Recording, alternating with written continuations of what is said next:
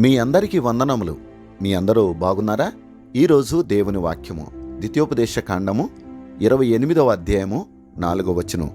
నీ గర్భఫలము, నీ భూఫలము, నీ పశువుల మందలు, నీ డుక్కుటెద్దులు, నీ గొర్రె మేకల మందలు దీవించబడును. ఇది ప్రవచనాత్మకమైన వాగ్దానంతో కూడుకున్న దేవుని యొక్క వాక్యము. ఆయన ఏదైతే చెప్తూ ఉన్నాడో ఈ వాక్యము ఇశ్రాయేలు ప్రజల యొక్క జీవితంలో నెరవేర్పు జరగటానికి మోషే ద్వారా పలికినటువంటి మాటలు ఇవి. అనగా ఇశ్రాయేలు ప్రజలు ఐగుప్తు నుండి ప్రయాణమై ఆ యొక్క అరణ్యములో వారు ప్రయాణం చేస్తూ ఉన్నప్పుడు రాబోవు కాలములో, అనగా వారు పాలుతేనులు ప్రవహించు దేశంలో వారు దీవెనకరంగా ఉండాలేనంటే దేవుని ఆజ్ఞలను అనుసరించి వారు నడిచినప్పుడు వారు ఈ విధంగా దీవించబడతారని దేవుడు ప్రవచనాత్మకంగా ఈ వాగ్దానాన్ని ఇశ్రాయేలు ప్రజలకు నెరవేర్చాడు. అయితే ఇది ఎప్పుడు నెరవేరింది అనంటే వారు నిజముగా దేవుని ఆజ్ఞలను అనుసరించి నడిచినప్పుడు ఈ వాగ్దానం వారి జీవితంలో నెరవేర్పు జరిగింది.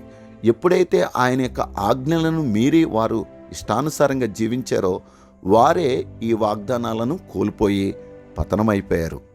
మరలా ఆయన ఇవ్వటానికి వారిని సరైన మార్గంలో నడిపించి ఆయన వాగ్దానాలను జ్ఞాపకం చేసి ఆయన ఆజ్ఞలను అనుసరించున్నట్లుగా వారిని చేసి మరలా ఉన్నత స్థితిలో నిలబెడుతూ వచ్చాడు. ఈరోజు ఈ వాగ్దానం మన జీవితంలో కూడా నెరవేరుతుందా? ఖచ్చితంగా నెరవేరుతుంది. ఎలా అంటే, మనము ఎప్పుడైతే దేవుని ఆజ్ఞలను అనుసరించి నడుచుకుంటామో అప్పుడు ఖచ్చితంగా నీ గర్భఫలము అనగా నీ పిల్లలు దీవించబడతారు. నీ భూఫలము అనగా ఒకవేళ వ్యవసాయదారుడు అయితే నీ వ్యవసాయమునే కాదు, ఒకవేళ ఉద్యోగస్తుడు అయితే నీ ఉద్యోగము కూడా నీ భూమితో ఫలమిచ్చే భూమితో సమానమే. ఒకవేళ వ్యాపారవస్తుడు అయితే వ్యాపారము కూడా అలాంటిదే. ఈరోజు నీ పశువుల మందల నువ్వు పశువులను మేపే వ్యక్తివైతే పశువులను దేవుడు దీవిస్తాడు. నీ డుక్కుటెద్దులు, గొర్రె మేకలను కూడా ఆయన దీవిస్తానని నేటికి ఈ వాగ్దానం నీ ద్వారా ఆయన నెరవేర్చాలని ఇష్టపడుతున్నాడు. అయితే నువ్వు నేనేం చేయాలి? ఆయన ఆజ్ఞలను అనుసరించి నడిచి ఈ దీవెనలో మనం పాలుభాగస్తులం కావాలని దేవుడు కోరుతున్నాడు.